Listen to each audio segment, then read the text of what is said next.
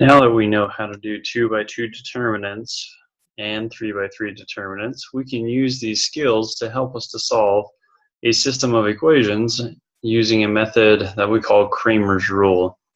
In order to use Cramer's rule with the 2 by 2 matrix, we need to find 3 different determinants. The first one I'm just going to call d. The second one I'm going to call dx.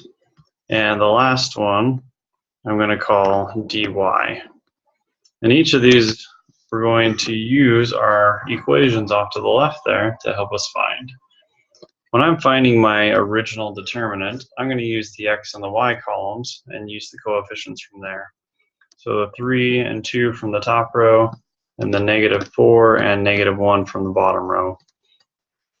Using these and solving the 2 by 2 determinant as we did before, if I take the product of 3 and -1, I get -3.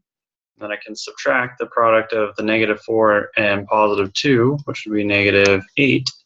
And subtracting those, I end up getting a +5 for the value of d. The second determinant we want to find is dx. Now, when we're doing dx, instead of using the x column of 3 and -4, I'm going to use the solutions to the two equations, the 6 and the -13, in their place. So the 6 here is going to go first and -13 below it.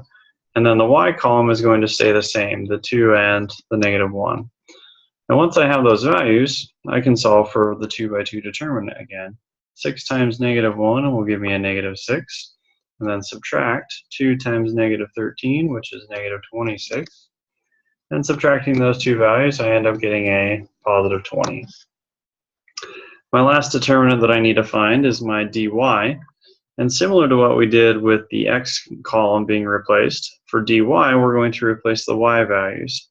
So instead of the 2 and the -1 from the original, we're going to put the 6 and the -13, which were our solutions, into the y column. And the 3 and the -4, that are the x values, will go back in for x.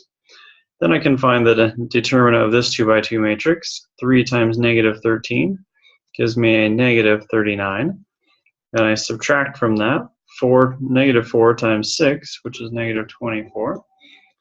And those two subtracted end up giving me a -15. So now that we have those 3 determinants, we can go ahead and solve for x and solve for y. The way we're going to solve for x is I'm going to take the dx determinant and divide it by the original determinant. So in our case, dx was 20, and I divide that by 5. My x value ends up being 4. So x is equal to 4 for this system of equations. Similarly, to find our y value, I'm going to take the value of dy and divide it by the original determinant of x, or of d.